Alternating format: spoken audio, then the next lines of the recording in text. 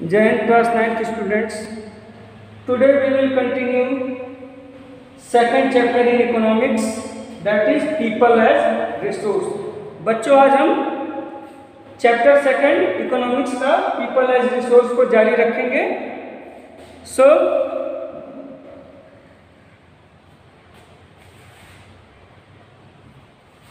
here is two story of young boys. One is Sakal and another is Vilas.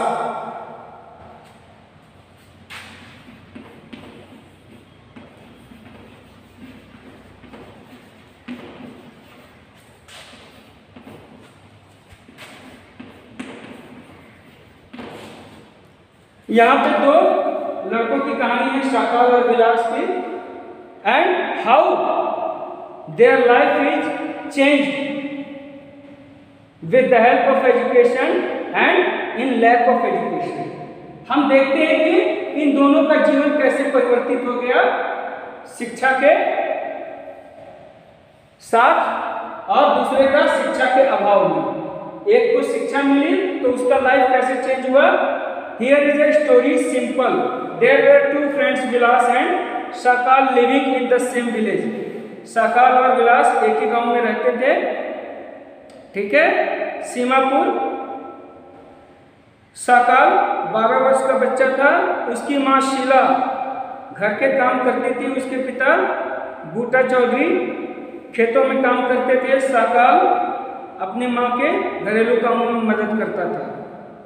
He also looked after the younger brothers Jitu and sister Situ. वह अपने छोटे भाई बहनों की भी देखभाल करता था. उसके चाचा श्याम मैट्रिक पास थे लेकिन घर पे बेकार बैठे थे, ठीक है. लेकिन उसके माता पिता ने उसे पढ़ाया लिखाया. वह उसके पढ़ाई के प्रति उत्सुक थे और वे उसे बराबर आगे पढ़ने के लिए और पढ़ने के लिए प्रेरित करते थे. उसने कंप्यूटर का कोर्स किया और फिर उसे एक प्राइवेट फर्म में एक अच्छी नौकरी मिल गई और इसके बाद से उसके परिवार का सोशल स्टेटस, इकोनॉमिक स्टेटस यानी आर्थिक और सामाजिक स्थिति बहुत अच्छी हो गई, ठीक है. अब दूसरा एग्जाम्पल देखते हैं. विलास उसी गांव में सीमापुर में ही है. विलास वाज 11 ईयर ओल्ड बॉय. ये भी 11 साल का एक बच्चा था. और विलास के पिता महेश एक मछुआरे थे. उसके पिता का देहांत हो गया जब वो 12 वर्ष का था. उसे अपनी माँ गीता के साथ मछली बेचना पड़ता था परिवार के भरण पोषण के लिए. और उसकी माँ जमींदार के तालाब से मछली लाती थी और बेचती थी. उसे 150 रुपया मछली बेचने के बाद मिलता था. और अत्यधिक काम करने से विलास आर्थराइटिस का पेशेंट हो गया, ठीक है, हड्डियों का रोग लग गया उसे.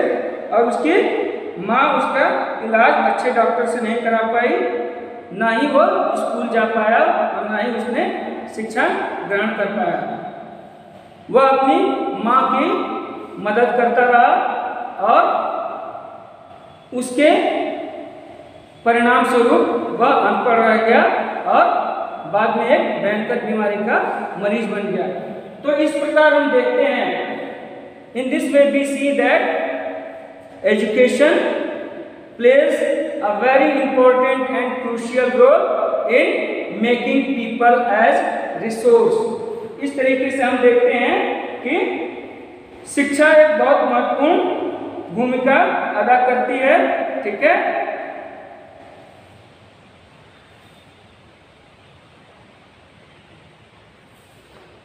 लोगों को संसाधन के रूप में विकसित करने के लिए, ठीक है. So one thing you need to do is children, you have to go through this chapter and try to make notes by your own. If there is any problem, I am here to help you, and you have to underline all the important terms as well as hard terms to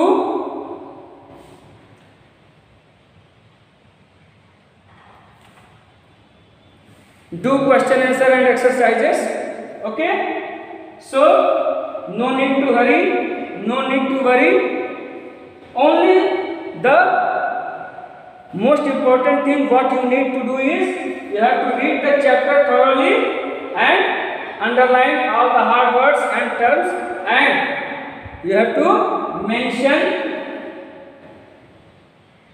wherever the problems are coming in your way, and we will do question answer in next class. So try to find out question answer and exercises also. So that's all for today, children. Thank you. Have a nice day.